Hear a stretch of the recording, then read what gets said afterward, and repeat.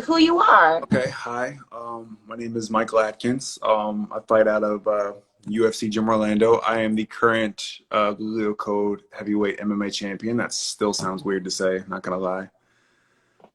You're dominating like left and right, like everything that you do. You are.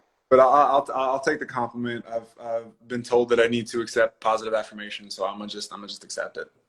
I'm gonna keep giving it to you then. I mean, Okay, so tell us, how did you get into fighting in the first place? um, again, even calling myself a fighter is like a weird thing. I'm definitely a martial artist, and it just kind of progressed as the times kind of gone along.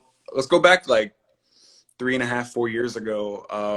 Was going through a divorce, and my world kind of just got wrecked. I mean, there's no real way like to go about it. I can sit here and talk about it all day, but it was really, really hard time for me. Was having a really rough time mentally, and I had a friend who was a coworker, an old coworker of mine who did jujitsu, and he goes, "Hey man, you should try it." He lost like 25, 30 pounds or something, and I knew I wanted to switch up my career field because once post divorce, I decided I wanted to get into law enforcement and or at least push the envelope, try to go down that avenue and see what kind of comes up. I was at a dead end job anyway, so I started doing jujitsu, and immediately my first night on the mats, I got destroyed by people half my size, and Oh wow. I'm walking in the gym at the time like I'm almost 360 pounds at the time. Like I'm huge.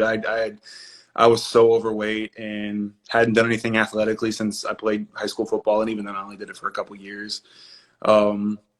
I fell in love with jiu-jitsu immediately. There's something about the challenge and the grind and the physicality of it, and I stuck with jiu-jitsu for a while. I eventually picked up striking as well. One of my coaches suggested I just try Muay Thai just to kind of keep spinning the wheel to try to lose more weight. And I picked up Muay Thai eventually, and it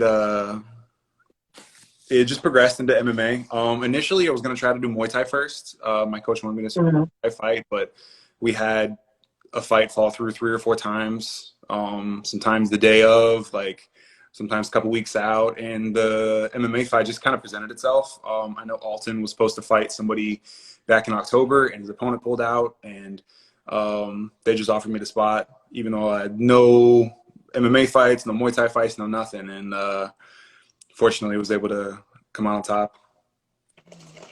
So that was your first time? Yeah, first time ever doing something that wasn't competing in jiu-jitsu.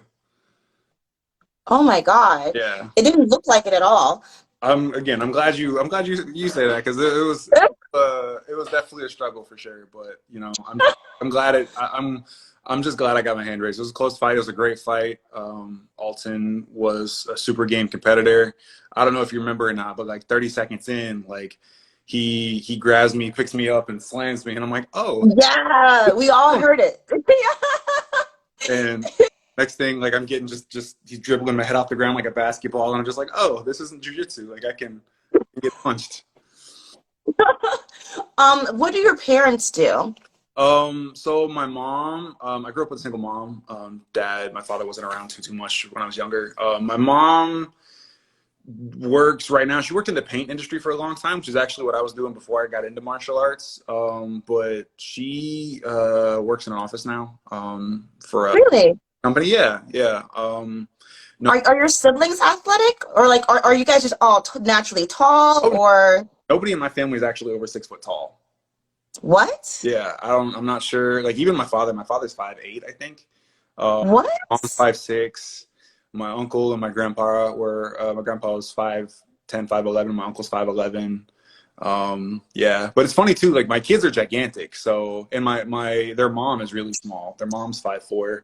My sons, they're 6 and 7, and they're both like 61 pounds, and like the other one's like, my big one's like 70 pounds. They're both in like the 95 percentile, like growth chart. So Yeah. Are they going to do sports as well, or no? I'm not going to push them in anything, whatever they want to do. If they both talk about wanting to do jiu-jitsu, especially my young one. he is like, he calls it jujitsu. He's every single time I take him to him, Daddy, when can I do jujitsu? When can I do jujitsu? Yeah. But yeah, I'm not gonna push them. You know, I 50-50 custody with their mom too. So like I've got to work out at like a custody, how the custody works, as long as you know how it revolves around the schedule of doing something like jujitsu. But I'll let them try it. If they want to stick with it, then you know, by all means. But I'm not one of those parents that are gonna force kids to do things and stuff. You know, my kids, I want them to be their own individual person and you know, discover their passions as they go along. Like me, I didn't start doing jujitsu till I was 25, 26. So even then, like I didn't discover my passion till much later than I would imagine, you know, someone would. True, true. Okay, so for this particular fight, are you going to try to focus on keeping your distance, or do you want to keep it as close as possible? You know, game plans are a funny thing. We had a game plan going in the first fight, and the second the cage door closed, it all kind of hit me. I mean, maybe that was just first fight jitters. Maybe, you know, me walking out dancing to Mariah Carey, kind of keeping it loose wasn't the best strategy going in. But the chaos of a fight is something that you really, I don't know how you can prepare for. So would I like to keep a distance? Sure, but also like if I'm too far away, I can't hit the guy, you know? Yeah. So I just got to kind of go with the ebb and flow of it. And at the end of the day, whatever I've got to do, whether it's right out a decision, you know, stick and move, stay away, go in, finish him, get on the ground, tap him out. I just want to get my hand raised. Yeah. Oh, true. Turned on how it's done. I'm not trying to get style points. I'm not trying to you know, do it in a real sexy way. I don't care. I just want to win. True, true. I'm always curious because the answers are always very different. When you're in the ring, when that bell rings, what do you hear? Oh man, when the bell rang, I didn't really hear anything. It was for me. I came out last for the first fight, and you know, I'm dancing, getting all loose. Mariah Carey's playing. Like, I walk in the cage real slow. They shut the door behind me. The ref immediately was like, "All right, come on. These are my rules. Yada yada. Touch gloves. Let's go." And like, there was no introduction. There was no like, let me get my head in the game. It was immediately go and just silence. And you know, I might hear like my mom or my brother screaming, "Let's go, Michael!" and something like that. But once we got into the nitty gritty, basically once I got slammed on my head, everything else kind of just goes out the window, and you just kind of go into your fight or flight kicks in, and nothing else really in that moment seems to matter. Yeah, yeah, yeah, yeah. I always love hearing people's reactions to that. Okay, okay. So let's say right now, present tense, dinosaurs existed. Okay. Which dinosaur would you make your pet? Which dinosaur? Preferably something that wouldn't eat me. Oh no. Okay. That's something always should be taken into consideration. Probably a brontosaurus. That's the big one with the long neck and the long tail. Yeah, brontosaurus for sure. He'd have to stay outside though, because I don't think he would fit inside. My apartment's not that big, but That's so interesting that you say that because you know Mike Tyson has one tiger or several I tigers. think he's got one. Just one, and he was saying how like tigers are like cats, while lions are like dogs. Where like the tiger, like at some point, is gonna try to like play with you too aggressively because it doesn't know that it's dangerous. Yeah, exactly. That's so cool. And I'm not sure. I don't think I've got any jiu-jitsu for a brontosaurus, and they're not meat eaters. I don't think they were meat eaters. So like, No. I'm not trying to score up with it. You know, could you imagine having like a velociraptor and then like it turns on you and then you gotta like fight it? You know? Yeah. Speaking of then, which dinosaur would you grapple? Which dinosaur would I grapple? But see, like I like the challenge though. So, but I also don't want to be fighting for my life at the same time. That's one of the most beautiful things about jiu-jitsu is I'm not worried about dying. Probably maybe a pterodactyl. They only have two working hands, you know, because you know, T-Rexes are too big. Raptors are too fast. Maybe it's Aerodactyl. I just got to worry about it flying around me. If it gets close, you know, shoot a double leg, get the full mount. Yeah, I don't know if I could, I yeah, don't know if I could armbar its wings though. I'd have to, but it's got a skinny neck. I'd just have to choke it out. yeah. Oh God, this Just violent sound dinosaur. Can you imagine if someone listens to this outside of out of context? Okay. So Mother's Day happens to coincide with the anniversary fight. mm-hmm. What is your most favorite memory with your mom? Ooh, I've got several. I've got such an awesome mom. I really do. Like my Aw. one recent one was probably after my last fight. It just in the moment, I got that opening exchange Alton and I had. I got a concussion, like a really bad concussion, and so like I'm just the fight's over, and I'm just kind of standing there drooling over myself and not Mm, what's going on or where I'm at, and there mhm, and I had just no like presence of mind. I remember like looking at my coach, like looking down, and like then Leo gives me like the belt, and do the interview, and immediately like the first person that came to my mind was my mom, and just you know thanking her for just being there through everything, and even to this day like still super supportive. And then after I did the interview with you after the fight, just running up and just giving her a big hug and just her relishing in like the accomplishment because it was ours as well. Because like I can't, I the sacrifice you have to put in to be able to do something like this. You know, I rely on her so much with my kids, with just everything, just to be like an emotional support system as well. Like, I mean, I have a ton, but that one's something that's probably more recent. that's beautiful. That's really, really beautiful. What would you say your mom is most proud of you for right now, present tense? Oh man. I don't know. I try not to self gloss too much. I think probably right now, um, getting through the divorce, going from like getting out of a marriage and relationship that lasted 10 years, that Mm, was all I really knew, and lost everything, and rebuilt it. Lost 100 pounds, got into a new career field. wow. Just kind of got through all of that, and made it out, relatively unscathed. There's always, good campfire trauma to take away, but I'd say Mhm. making it through that, I would say, yeah.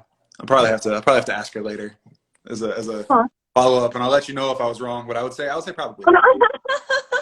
Okay, okay. So you're an extremely humble guy. So it's not very hard for you to win with grace. What would you recommend to someone who's just starting out how to win respectfully? Um, I would just tell someone that the line between winning and losing in a fight is so thin. Um, Even with my fight, it was a lot closer than I would have liked. You just have to be respectful. I think someone who's never fought before, when you step into that cage with your opponent, if there's no animosity, no bad blood, you share something. You share an experience with that person, and you're attached to that person forever. Like Alton is someone that I'm gonna be connected to for the rest of my life, because like I'm not sure how many fights I'm gonna have, but my first two are gonna be against him, and he just on the outside he just seems like a great human being, also very humble, not a guy who's gonna try and uh, who's always going to take the high road on things. He's not going to try to get under my skin, try to create drama around the fight. He's just all business, just like me. But I think as a fighter, you go in, you need to understand that you're sharing something with somebody, and Mm. handle that like a clown. It's just, you're not going to do yourself any favors by acting better than everybody else. Mm. True. That's very, very true. That's very, very humble. Okay, okay, okay. What would you say is the best film about fighting? The best film about fighting? Oh man. Mm-hmm. Um, I'm not sure there's ever there are any films to my knowledge that are like an accurate representation. For me, like I enjoy older martial arts movies. I mean, I like martial arts movies in general. There's definitely the Karate Kid is up there, Hmm. just for the nostalgia purposes, you know. Yeah, yeah. I wouldn't say that's an accurate depiction on how to fight per se, but I like Never Back Down as well. Never Back Down's a really good one. Oh, yeah, that's a good one. Yeah, well, because that one, I don't know if you remember or not, but it was based in Orlando as well. Oh, I didn't know that. Yeah, yeah. Well, I think if I remember, the protagonist, he like his dad dies or something, and he moves to Orlando, and um, and it had like a more like MMA type of vibe to it. And that one, I was already kind of interested in MMA at a younger age, but that one really kind of piqued my interest a little bit. Even as far as martial arts films go, this one's not really a martial arts film per se, but Shang-Chi, because I'm a big Marvel nerd, love Marvel movies. Oh, Ten Rings, awesome, awesome cinematography as far as like the martial arts goes. It was really cool. It gave me like real old school martial arts vibes. I haven't seen that one yet, but a lot of people said they liked it. Oh yeah, it's awesome. I mean, I'm a Marvel nerd, so like anytime a Marvel movie comes out, I'm there opening weekend. Like our weigh-ins are May 6th. I'm probably going out that night to watch the new Doctor Strange movie. Really? You won't be tired? Of course, I'll be tired. I work night shift. That's fine. I don't like what, you know, like I'm going into work. It's 10 in the morning. I have to be at work at 6 p.m. and I get off at 6 a.m. So What? yeah, Yeah, yeah. You're gonna be okay, okay, okay. So, excited so that I deal with a really, really bad sleeping issues, but it's okay. okay, that's fine. I mean, who needs sleep anyway? That's why I say to myself all the time. Exactly. Okay, so Mike, where can we support you? Where can we sponsor you? And then where can we find your gym? My gym is UFC Gym Orlando. It is at 50 in Apopka Vineland. As far as supporting me, you know, watch the fight. I don't know. I'm good. I'm not out here, you know, searching for people to throw money or attention at me. I'm just out here living life, just trying to have fun. You know, if you would have asked me 4 or 5 years ago, you know, a couple years down the road, I'd be, you know, 100 pounds lighter, fighting, defending an MMA title at that. I would look at you like you were insane. So this is all life. I'm doing I feel like I'm doing the main goal of life, but right now this is like a side quest. This is just icing on the cake. Mhm. You know, this is something that I just take 100% joy from. And so I'm not looking at anything past like just this fight in this moment. And you know, it's all one thing at a time. Beautiful, beautiful. Okay, and okay, then last question. I'm gonna let you go. Okay. All right. So I'm sure you've seen the movie Fight Club. Hmm. There's a quote from the film. How do you know yourself if you've never been in a fight? Do you feel like you have a better understanding of yourself since you started, since you walked in the gym that one night? Yes.